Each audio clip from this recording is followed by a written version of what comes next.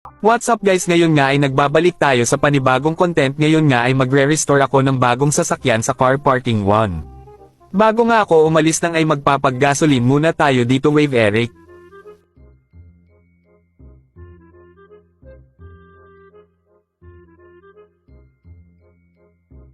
Tapos na nga tayo magpagas at pupunta na tayo ng junkyard.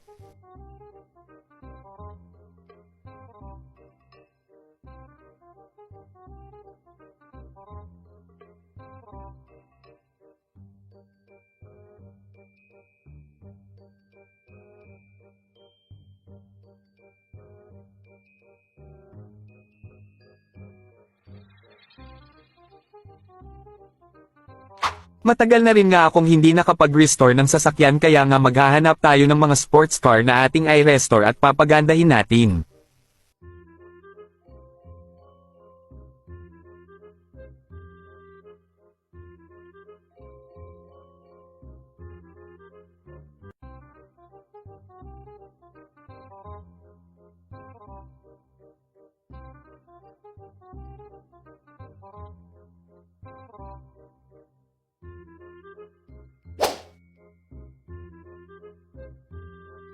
Putik dalawa yung daan saan, kaya dito mas mabilis makapunta. Dito na lang ako sa kaliwa, pag sa kanan naman matagal pa ako mamakarating, marami pang daan doon.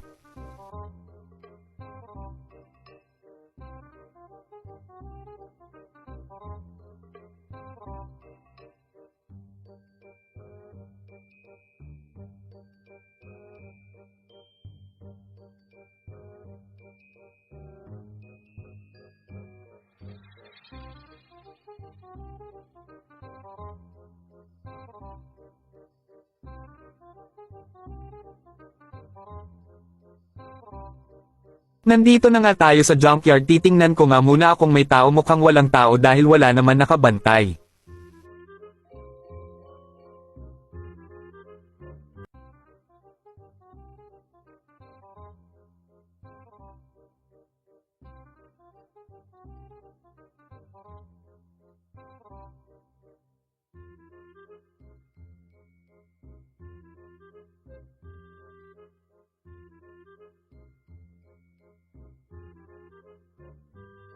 Hoy Manong Jade, dyan ka pala. Akala ko walang tao dito. Bakit nandito ka nagbabantay? Baka naglolo ka.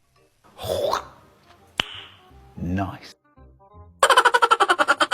Hindi ako naglululo, may tinitingnan lang ako. Doon may pagkain pa. Pwede na. Pwede ka bang ipasok ang tow truck? Oo naman.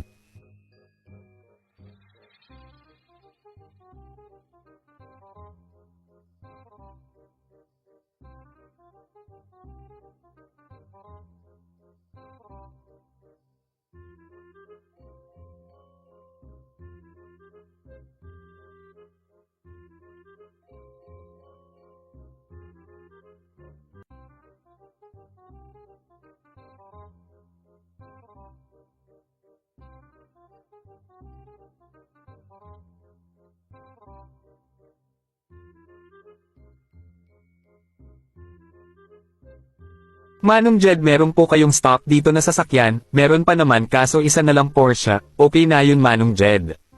Manong Jed, pwede bang maturo ang Porsche kung nasaan? Sige, sumunod ka sa akin.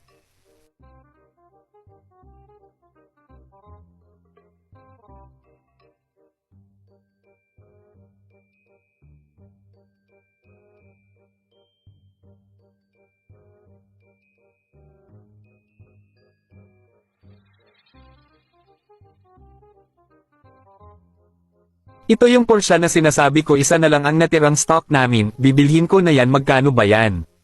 Ang benta ko dyan ay 500k. Dahil pogi ka naman ay may discount ko, gagawin ko na lang na 300k. Napakalaki na ng discount niyan, hahaha. Baka tumawad ka pa. Sige, bibilhin ko na yan Manong Jed. Ay, send ko na nga lang ang bayad. Sige. Ilalabas ko na muna Manong Jed.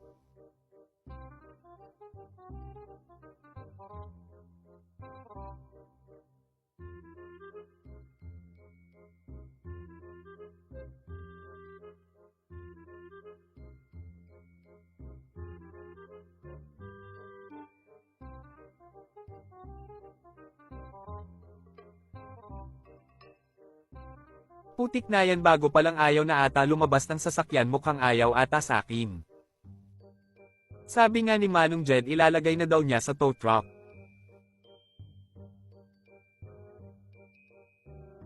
At yan nga ay tapos na ilagay ni Manong Jed sa tow truck ang Porsche, kaya aalis na ako at not okan ko nga si Manyong Jed na 300k na lang ang ibabayad ko, buti na lang talaga pogi ako.